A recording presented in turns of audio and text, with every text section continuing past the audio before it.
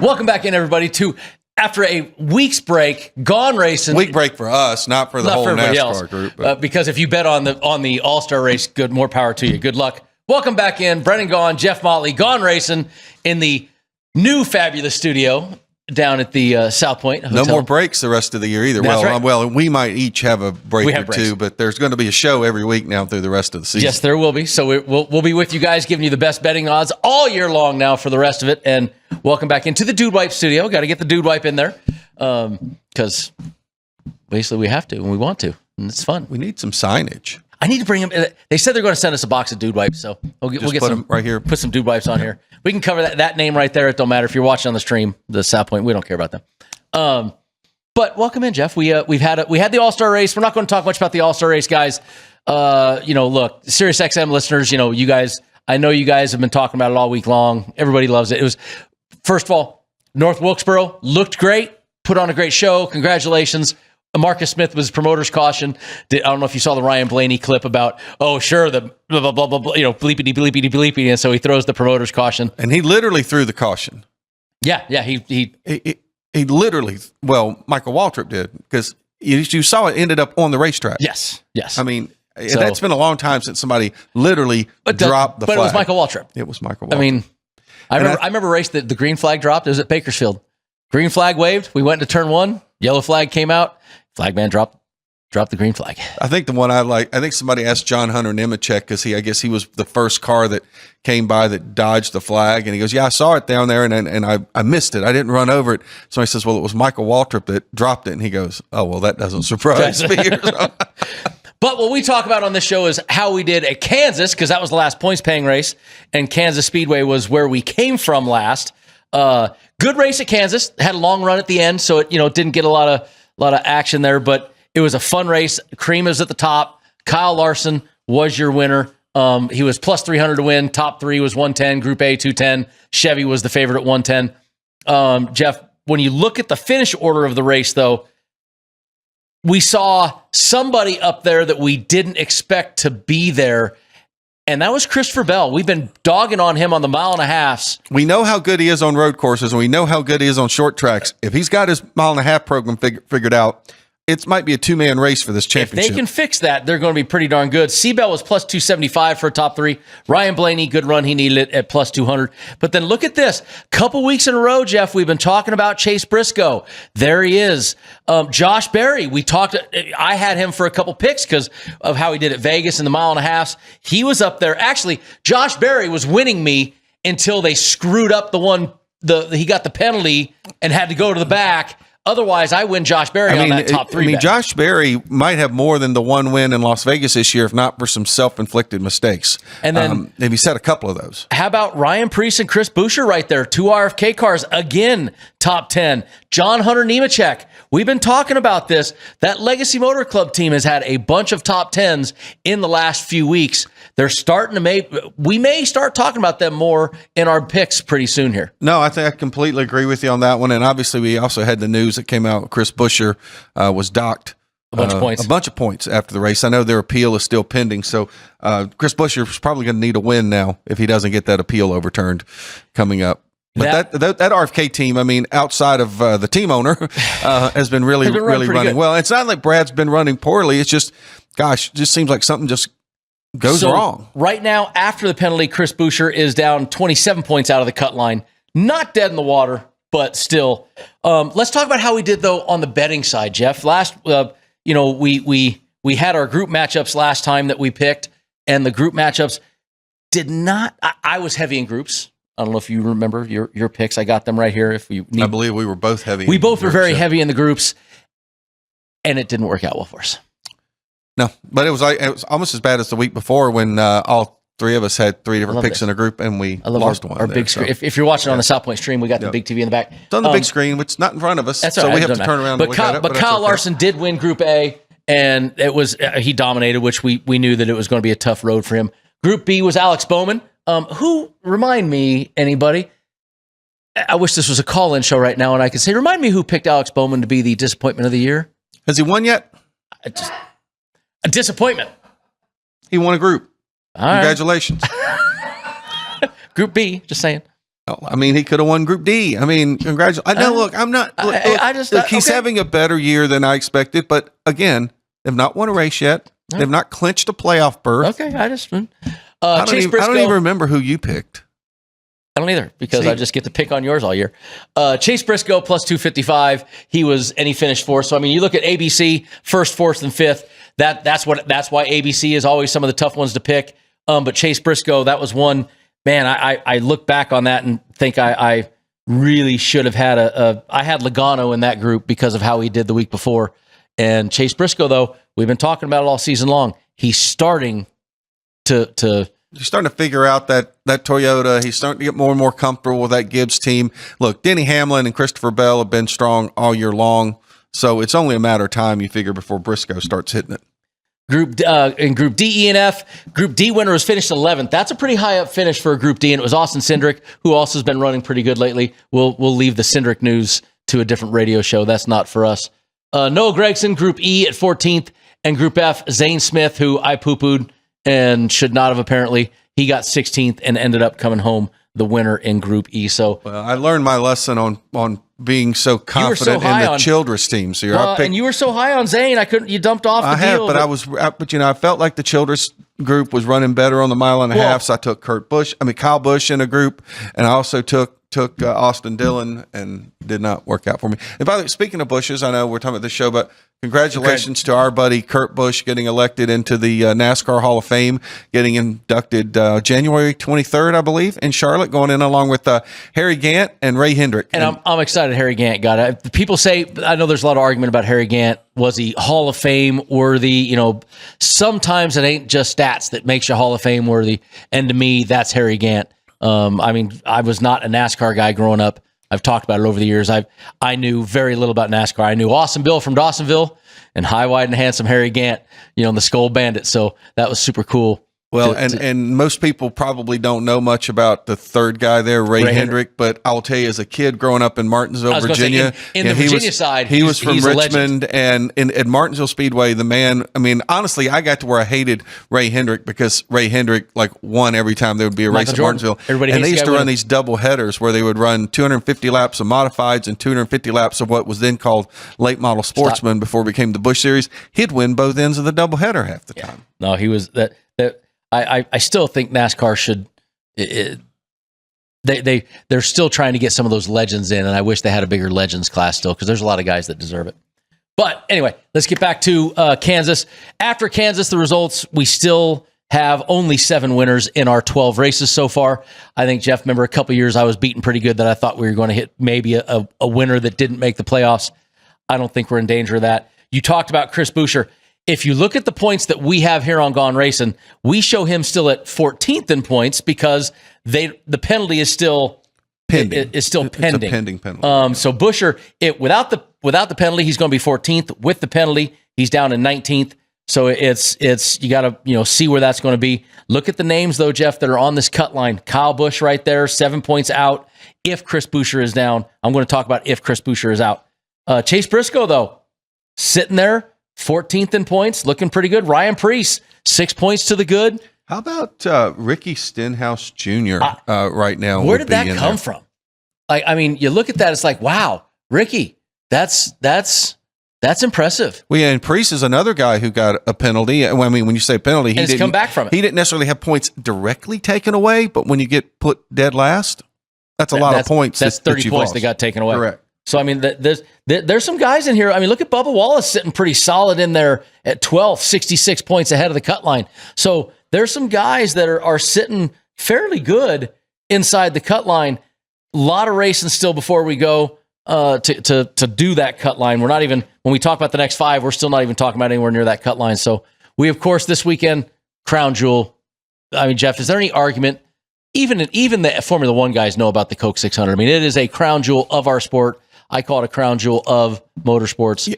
Yeah, to me, I think this whole day coming up on Sunday, this is like what I would say college football's New Year's Day is, and I'm really actually bummed that this is the last year that we're going to have all 3 races on the same day. Who's changing? Monaco is moving to the first week of June starting in 2026. No! So this is going to be the last year of all 3 races being on the same day. For years, I have been waking up at 4 in the morning to watch. Well, now they don't even throw the green at Monaco till like 8 or 9 o'clock our time. I mean, they start that race late in the afternoon, but no, they're moving that one to June. We got Kyle Larson's going to do the double at Indy 500 and Coke 600. So I do absolutely love this. Praying for good weather for Kyle, by the way. Yeah, I haven't seen a weather report. We do have the Coke 600 May 25th. Then we got Cracker Barrel 400 down in Nashville next on June 1st. Then the Firekeepers Casino 400 in Michigan. Then the June 16th, which is the race down in Mexico City, which we're all really excited about, or at least I am really excited about. And then I'm sure Daniel Suarez. And then, of course, where we messed up last time, Pocono is after the Mexico City race. They just completely, we left out Mexico the last time. We apologize. Is Ann racist? I don't know. I mean, where did that come from? She took out the not going down that road. Hey, come on, timing too soon. Mm-hmm. Too soon. I don't know. Let's hope the race goes off better than the Mexican ship did going under the bridge. That was terrible. Oh my God, that was bad. That was horrible. That was. Wow, beautiful ship. I still gorgeous feel sad ship too. Watching that whole thing, I was like, "Wow, that's pretty." I know. I feel so horrible for what they went through there. I mean, my heart goes out to those people. That was unbelievable. That whole deal. Back on racing, we let's talk about some guys that have been really good here, though. Coke 600. It's a special race. A lot of guys good. We're talking about Chase Briscoe in this car, but how about one of the guys that was best was Martin Truex Jr., and he spent the last bunch of years in his career there. Remember that year he dominated? I was there that year, and that was one of the most dominating performances I've ever seen in any race ever in my lifetime. So I'm hoping that, for Chase Briscoe, he's looking for some of that magic. But look at some of these numbers. I mean, Kyle Busch, 36 races, 22 top 10s. That's in the Coke 600, Jeff. That is absolutely unbelievable having that sort of 16 top 5s. That's almost one out of every 2 races. Almost. That's ridiculous, those stats. I mean, there's some guys here that are really, really good. So this is going to be fun to watch. I love that race. All right, when we come back, we're going to finally get to the odds to win, start talking about the stuff that matters here on Gone Racin'. We return with me and old Mr. Motley.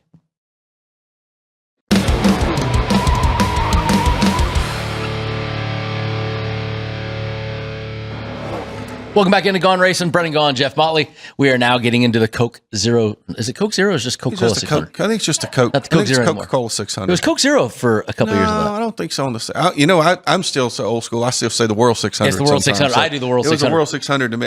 We had the Firecracker 400, the World 600. Yep. I remember all those Welcome back to the Coca-Cola 600 version of Gone Racin'. And Jeff, we're just getting ready to get into the odds to finish first. We were talking about the guys that have been really good here.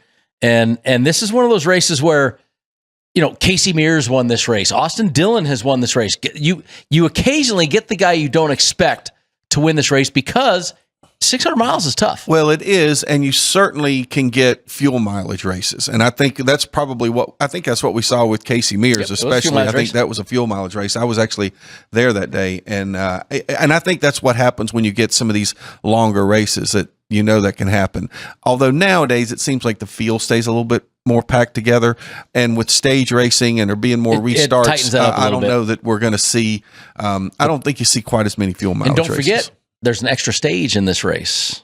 There's an extra stage break. Correct. Yes, so more points. There's correct. An extra stage. There are more points to be had here because they do it every 100 laps. There's a stage break. So now when we give you the odds to win, you got to remember our favorite. It may be close for him to even get to the race. So if there's a week for me to fade Kyle Larson on a 1.5 mile track, hey, guess what? This is the week I'm fading Kyle Larson. Not saying I don't think Kyle Larson can win this, saying, first of all, the double is tough enough. Nobody has ever won either of the doubles in the day they did it. So Kyle Larson is your favorite plus 450, but I'm going to tell the bettors at home, this is a great week, especially if you're a fantasy player. This is the week to fade Kyle. Well, and the other thing that we know he's going to have to start last. because he's not going to be there in time for the drivers meeting. And I think that just starting last, and I know you can come from it's the Coke 600. It is a Coke 600, but we also know that sometimes mayhem can ensue. You're back with the squirrels. You collect a nutter once in a while. Exactly. And I'm not saying necessarily means there's going to be a big wreck, but guess what? You get back in that pack, you can get your fender beat. A mistake happens. Your fender gets beat in because you get contact with somebody. You're back there and somebody makes a mistake up in the lead and you have nowhere to go. I mean, it happens. So if there's a week to fade Kyle, sorry, Kyle, we love Kyle Larson. We love Kyle Larson. I just think that I think this for him at the end of the day is more about running 1,100 miles. But do I want to see Kyle Larson win one or both? Oh my God. It'd be one of the greatest feats in history. If he won both of them, it might be the greatest motorsports story ever. Last year he had a chance to win until he messed up on pit road. So that bummed me out totally. If he ends up just winning the Coke 600 after running the Indy 500, that's an amazing deal. So I'm rooting for it, but I'm going to fade him on as far as betting goes. Kyle's your favorite plus 450. Ryan Blaney, William Byron, Denny Hamlin all at 700. Tyler Reddick 800. Christopher Bell 10. Chase Elliott, Alex Bowman, Joey Logano 20s. Josh Berry, Ross Chastain, and Chris Buescher all there at 25-1. Jeff, there's one that's intriguing to me on this.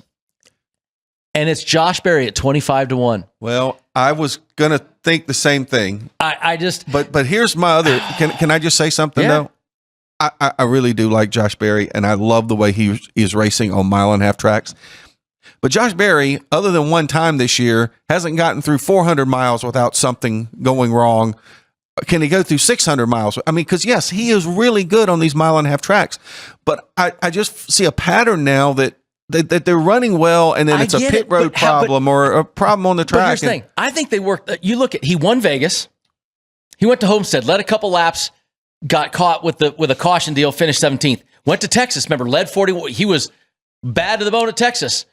Hit the wall. Which is Charlotte, and hit the bump and hit the wall and made a mistake. I get it. Then this last week at Kansas, he was in the lead. They had a mistake. Came from 21st on the last run to 6th. What is the operative word you keep saying? But here's the thing. That 7-letter word, mistake. But he's not making the same mistake over and over. No, but you can't make mistakes in the Coke 600. No, but that's why, if I'm looking for that dark horse guy, the guy that I think could add his name to the list of the Casey Mearses and the Austin Dillons and these guys that won this race that you didn't expect, I really love the shot at Josh Berry at 25-1. Well, I do love him at 25-1.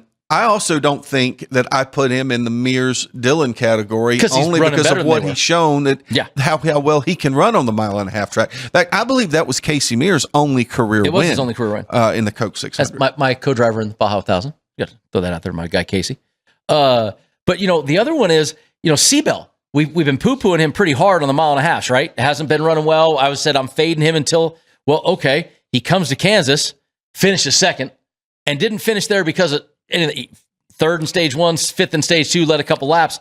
And then let's go back to this race last year. Who won the Coke 600 in 2024? That would be Christopher Bell. Yeah, well, I think I don't think the mile-and-a-half malaise for him has been something that's been systemic over the years. No. I think it's just something we've just seen this year, and maybe they've started figuring that part of the problem out. I think right now 10-1 though, you're reigning champion. I think you're getting him at 10-1. I actually like Christopher Bell at 10-1 better than I like Josh Berry at 25-1. I like both of those. So those are my two guys on the front page. Let's get to the longer odds here. Joey Logano kicks off this page at 30-1. Bubba Wallace 30-1. Wait, I have Josh Berry written twice. I got Josh Berry written twice here. Okay, the wrong sheet. Okay. 25-1. What am I reading? I don't know what you're reading, but Ty Gibbs, Bubba Wallace, Chase Briscoe, and Kyle Busch are all 25-1. Keselowski's 30-1.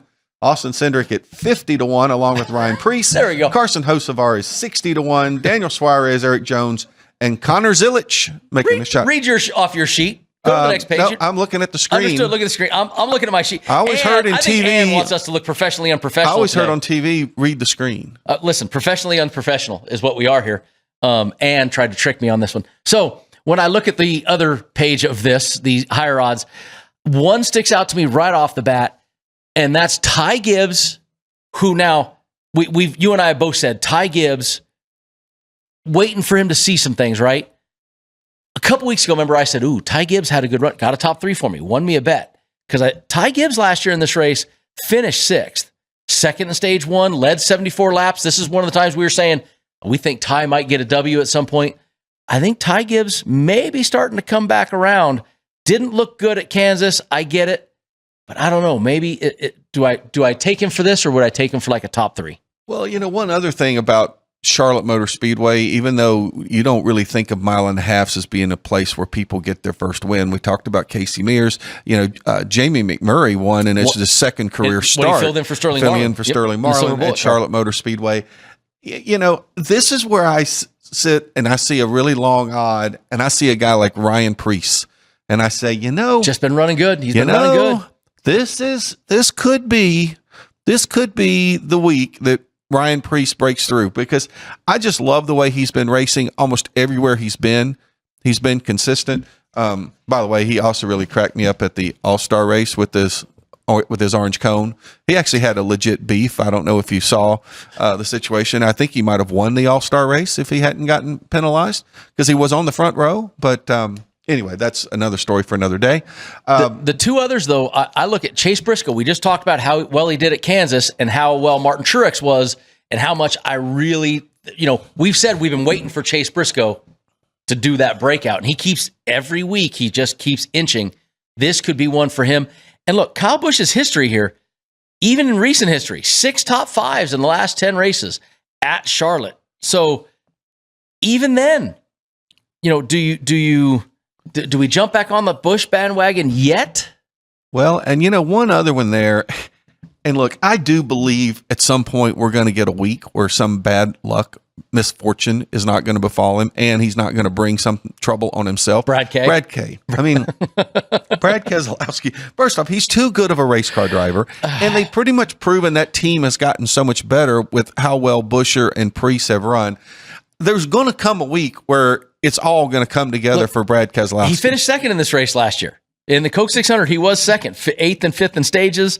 But man, I look at the last 10 mile and a halves. I got to go all the way down to 23rd, 1 top 5 in the last 10. And like you said, how long can Brad keep not, he's done some things to himself this year. Well, no, that's what I mean. Some of it's been self-inflicted. Some of it's been bad luck, but it's not been just running poorly. True. And that's what I'm saying. At some point, because Preece and Buescher are running too well. They are running too well. All right, something a little different this week on Gone Racin'. DraftKings. Hey, DraftKings, put your top 3s up, would you? Come on. You're trying. Oh, we've got top 3s. Oh, you got top 3s. Do you have the old sheet? Did you not get a new sheet? Did you send a new sheet? Yes, we have a new sheet. So, wow. Ann is trying to make me look bad, apparently. Yeah, you have yesterday's sheet. I do have yesterday's sheet. I have today's sheet. I have the most fastest lap. So, DraftKings, you did take care of us. And wait, now on South, we are definitely professionally unprofessional. See, I know nothing about fastest laps because I don't have Jeff, that. would you read me the top 3s, please? I'd be more than happy to. So Kyle Larson is at plus 180. Ryan Blaney and Christopher Bell are plus 200.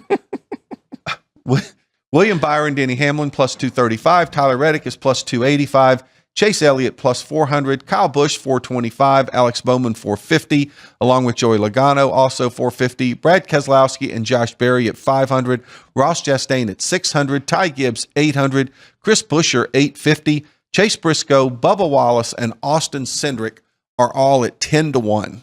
And they're up on the board now, so at least you can read them. I can at least read them. Look, we just talked about the same, rinse and repeat, right? But you're giving me 500 on Josh Berry that I just talked about that I think he has a shot to win this thing. And you're giving me Josh Berry right there in a double digit for a top 3. I'm zeroing in on that right now. No question that's certainly one I think to look at. I don't know that I feel really strongly right now about these top 3s. I think if there's probably one I like the most, I like the Chase Briscoe at 10-1. Same thing. I talked about him, before. I think Chase Briscoe, with how well that Martin Truex done, and he gave that interview earlier about how it's taken him time to get used to the way they set the cars up. He's right there. I like that Josh Berry. I like the Chase Briscoe. Everybody else, Tyler Reddick, it's too lean. 285. It's too lean for me. No, that's fair. No, I think that's a fair point. Give me the second page before we go to break. Okay, second page. Since you have the page. Oh, there it is. They're up there now. On the screen too. Carson Hosfar, 11-1. Ryan Preece, 11-1. Austin Dillon, 15. Ricky Stenhouse, 20. Michael McDowell. Daniel Suarez, 22. Connor Zilic. Noah Gregson, 25. AJ Allmendinger, 28. Zane Smith. John Hunter. Joe Nemechek, 28. Cole Custer, 35. Todd Gillen. Shane Van Vieser in 40s. And Justin Haley. And then we're going to go to break. I got still 20 seconds. Nobody on this page am I still. You read that like the FedEx commercial guy. And I remember those commercials too. Remember that guy? The guy that remember the guy that did the Hot Wheels? The guy that had the fast. When we were kids? Yeah. How fast could he talk? So we can finish up those a little bit. We'll finish those up when we come back. Professionally unprofessional, Gone Racin, dude wipes. We need them right now because we look terrible. We'll talk to you guys soon.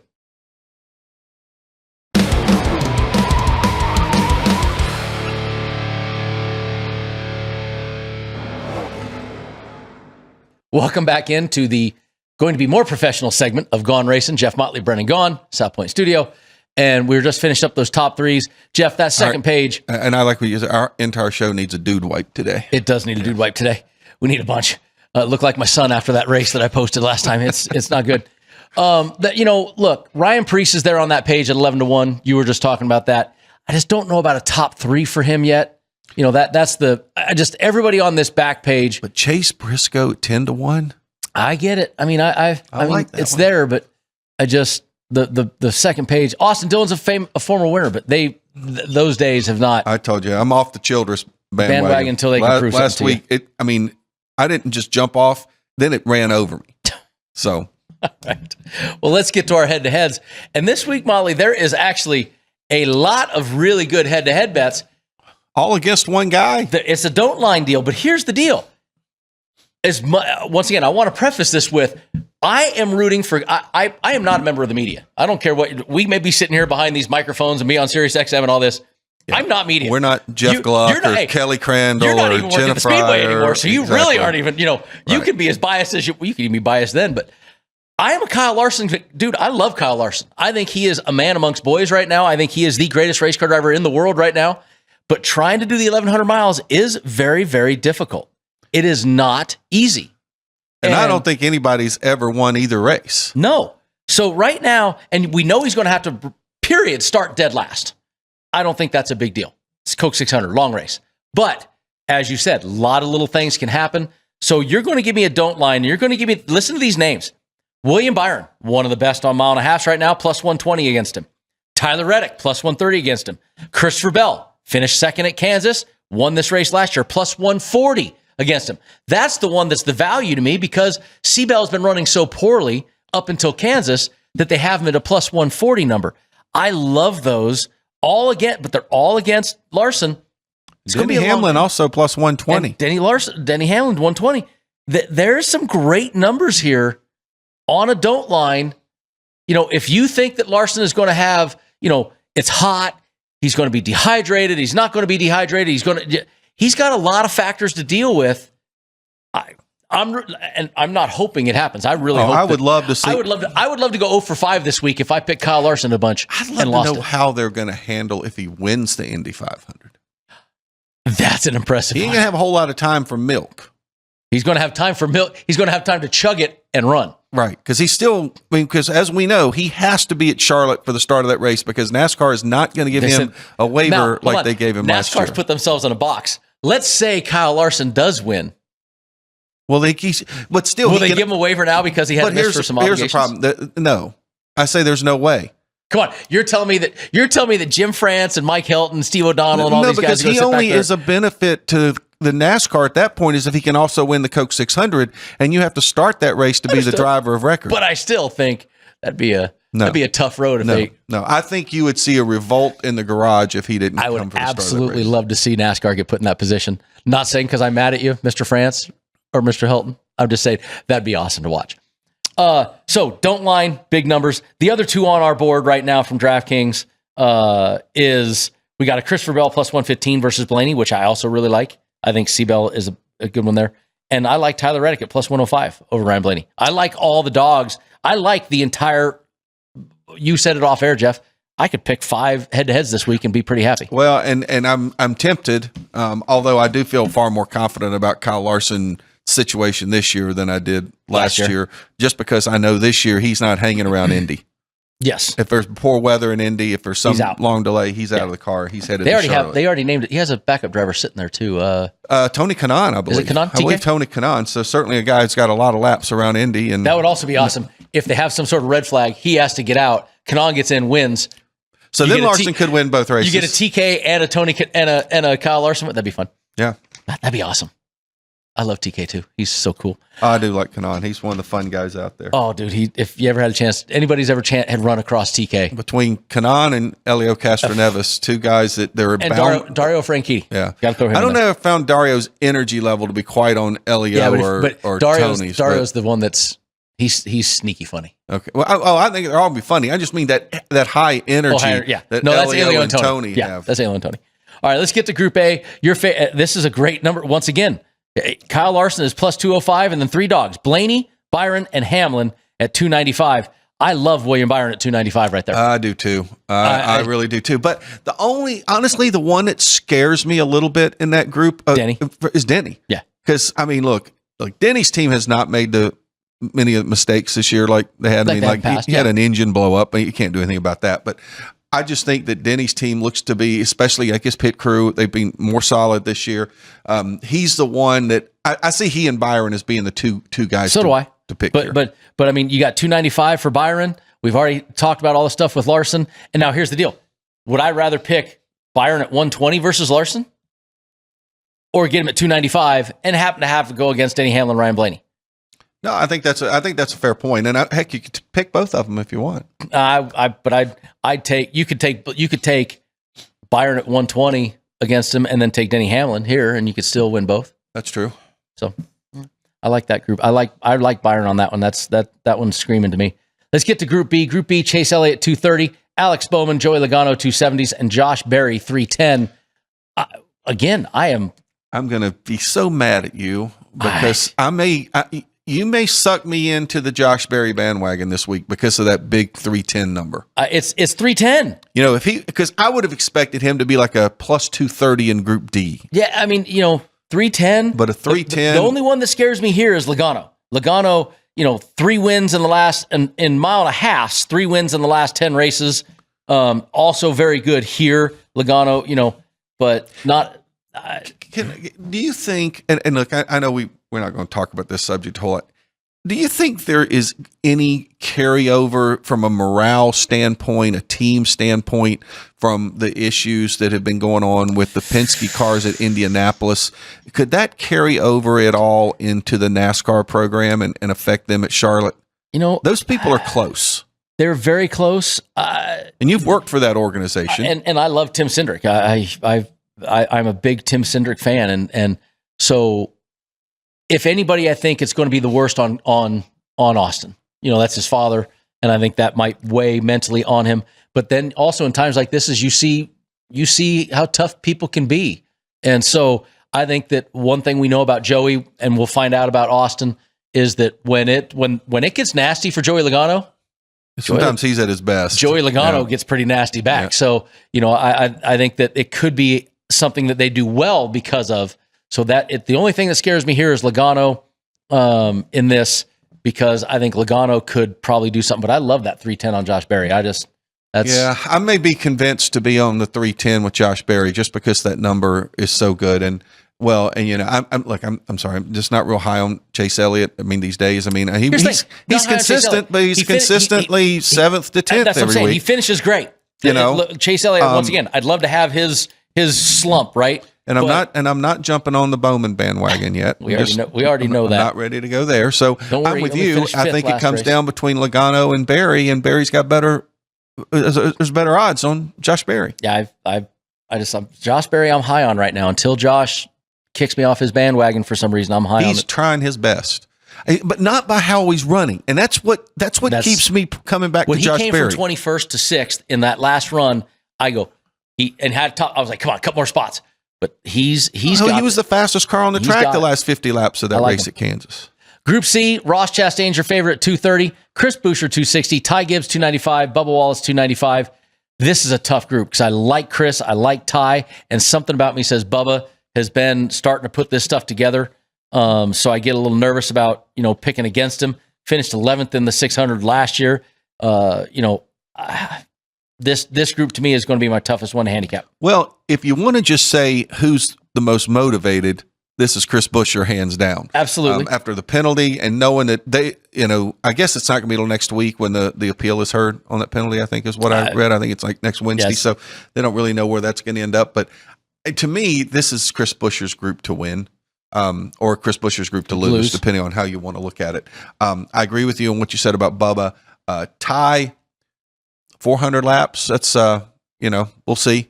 And Ross, I kind of say the same thing as say about Ty there. So Chris Buescher, I like in this group. And Ross Chastain, we just don't know which Trackhouse team is going to show up. You never know with Ross whether it's going to be the guys that run top 5. But the other thing I said about Ross is Ross is super aggressive. We all know that. This is where his aggression gets the worst of him. He's got 7 races here, 1 top 10, average finish of 23. Putting him as the favorite to me is just looking from the outside in, not diving into the numbers. So I think it take him out. I'm high on Ty because we've been talking about some of the places that he's done well at. I think this is one, but this, like I said, Chris is in charge, but is it Chris or Ty or even Bubba? And I think maybe it's because when I look at this group, I can put a knock against 3 of the 4 above that. In other words, I can give you a reason why I don't think Chastain, Gibbs, or Bubba's going to win this group. I can't really give you the same reasons about Buescher, so that's why I like Buescher here. Group D, we got Chase Briscoe and Kyle Busch, co-favorites at 240, Austin Cindric, Brad Kay at 300. I know we've talked about Brad and finishing second and this and that. Kyle Busch, you're off the RCR bandwagon. Cindric, all the outside distractions. To me, this is my lock, Chase Briscoe. Me too. Period. I don't even have to. You're talking about finding reasons why guys won't win a group, and a guy that will win this group. In fact, Chase Briscoe to me ought to be in Group B right now. To me, 240, and it's a good number, 240. It's not a 225. It's not 215. Sure as I say this, he's going to go and hit the wall on lap 3. But, we may have to apologize to him if we're all in on Chase Briscoe this week because we haven't really been successful the last couple of times. We've all picked the same guy, but love Chase Briscoe here. Group E, Daniel Suarez and Eric Jones, 265. Zane Smith, Connor Zilic at 270. They give a lot of love. Every time Connor Zilic shows up to the Cup Series, they are really giving him a lot of love. And not that he doesn't deserve it, but this is the Coke 600, son. Even though it's Group the longest he's going to have ever been in a race car in his life, and he's going to run 300 miles a day before. So I take this to a 3-man race. Suarez not been running well. It's an Eric Jones, Zane Smith. Zane did great at the last race at Kansas. Zane's been more consistent. And you've been high on Zane. But I do think the legacy cars are getting better. But I agree with you. It's between those two. Like Zane a little bit more over Eric Jones. That's my only thing is legacy's been better. But Zane did finish top 10 last one. All right, when we come back, we'll finish the groups and give you our picks when we return on Gone Racin'.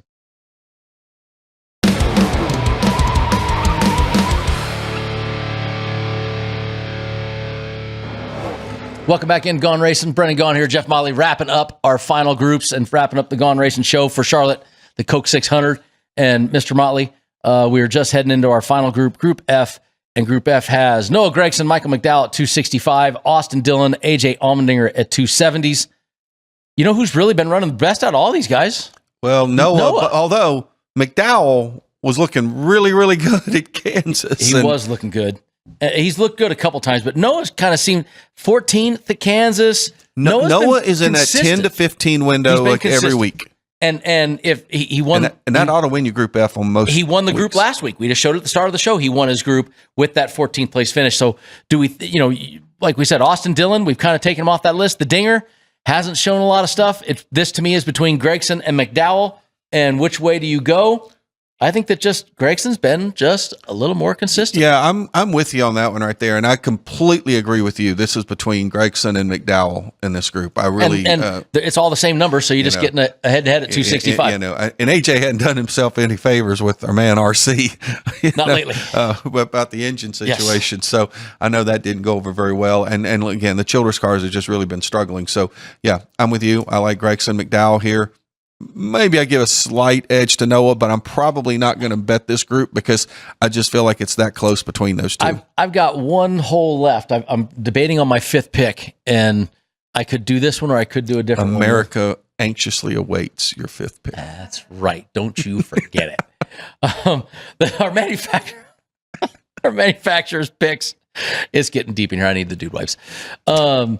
Chevy, of course, is your favorite, plus 120. Toyota, plus 170. Ford, 275. The 275 doesn't scare me. I've talked about how high I am about Josh Berry. I do like that. I do like, Ryan Blaney, Joey Logano. Have I liked them to win? No. But is it out of the realm of possibility that one of the Penske cars can win this? No. Or the RFK cars.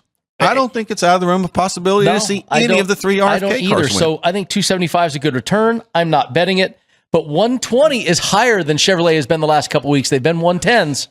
Is that enough of a return to jump on the Chevy? And here, remember, your main horse in this race is going to run 500 miles in Indiana earlier in the day. And that's why there's no way I'm touching Chevy in this one right now, because that number plus 120 is based solely off of Kyle Larson being the favorite to win this race. Seabell, we talked about Chris Bell winning this race last year and finishing second at Kansas, the last race. We know Denny Hamlin is going to be strong, and Chase Briscoe is getting better. We talked all this show about. So I like that 170. That's a pretty high number for that. I like the 170 on Toyota here a lot. I really do. I'm kind of in there with you. You're getting a lot of horses in that plus 170 line there. Again, championship odds, not a lot has changed. It's been a couple weeks, and we had, Kyle Larson win. So his Josh Berry's numbers are getting better. Josh Berry, well, it's getting worse. And if you're a better, yes. So you got to jump on some of these bandwagons, but still, to me, Tyler Reddick 10-1, Joey Logano, your reigning champion 12-1, the Josh Berry 30-1. It's come down a little.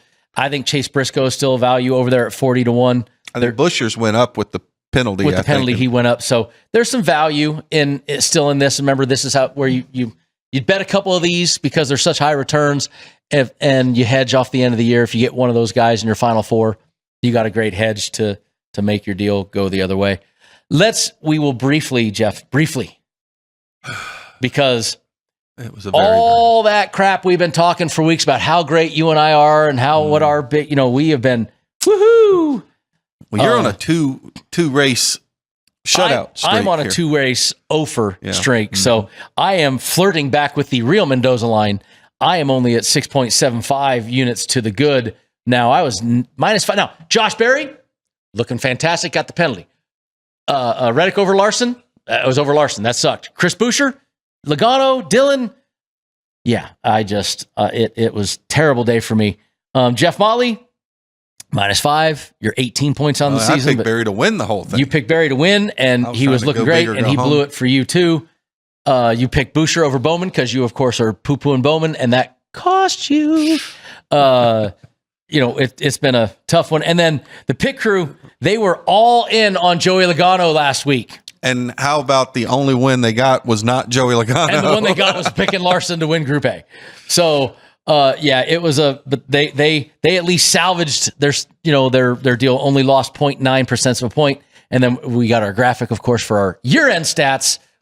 Oh, maybe. Our standings? Our standings. Standings? It's coming. It went away that Once again, professionally unprofessional here. Go. There we go. If you're the SiriusXM folks don't get to see it.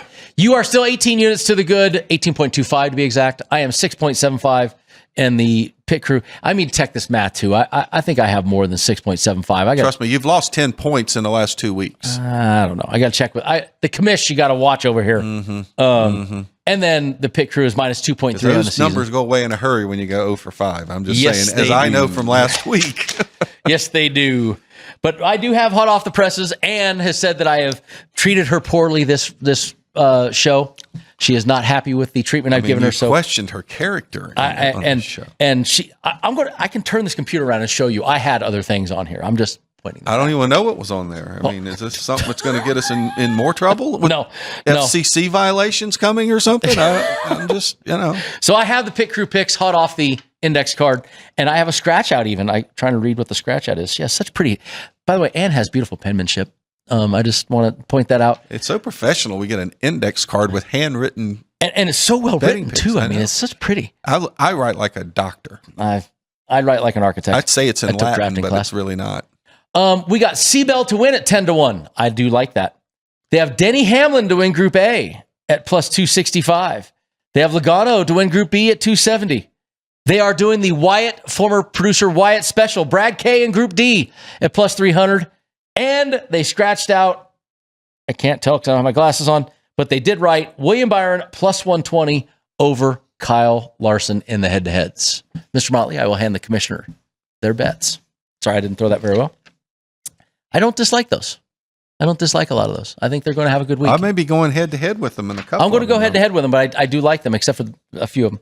I'm going to go into the top threes right off the bat. I would love to pick Josh Berry to win, but I don't got the cojones for that. I'm taking Josh Berry 10-1 for a top 3. I feel really good. He's actually a plus 500 on our sheet. It's only 500? Mm-hmm. Oh, that's right, because I had the other sheet on. You had the wrong sheet. I still want Josh Berry plus 500, even though I feel like I should go with the one that she sent me. So I do like that, Josh Berry. It's still a top 3. I think he's going to be strong. I'm doing this 2 of the head-to-heads. I'm taking the Seabell versus Larson at 140 and the Byron versus Larson. I think there's too much juice there in that, for that to be leaving that out there. Now, Kyle Larson, I hope you make me lose and eat my words. I would absolutely love that because I'm so rooting for that. Then I'm going Group D. I like Group D. I like plus 240 for Chase Briscoe. We talked about that. And then my last pick, I'm going to hedge the Josh Berry and go Joey Logano plus 270 in Group B. All right. Well, there will be a kiss of death this week. Logano issue? No, right. not Logano. Right. But I am going to take. And look, I want to preface this. Kyle Larson, if you're listening, I love you. I want you to win both races. I want you to go all 1,100 miles. We've said this. How many years have we said this, Jeff? This is not about how we feel about you. This is business. This is betting. This is cash and tickets. I'm happy to lose these bets because Kyle goes out there and wins both these races or wins one of the races. I'm really rooting hard for him, but I am picking against him in 3 head-to-heads. The kiss of death, I'm going William Byron at plus 120. I'm also going Denny Hamlin plus 120, and I'm agreeing with you on Christopher Bell at plus 140. So that is 3 of my picks there. And then I'm going to go directly against you and our pit crew in Group B, and I am going to take the 310 on Josh Berry. And I wanted to, but I had him in the top 3. And the fact that both of you guys picked Logano is making me feel worse about the Berry pick. But then I'm thinking, well, if we all 3 pick Logano, then Berry's certainly to win this group.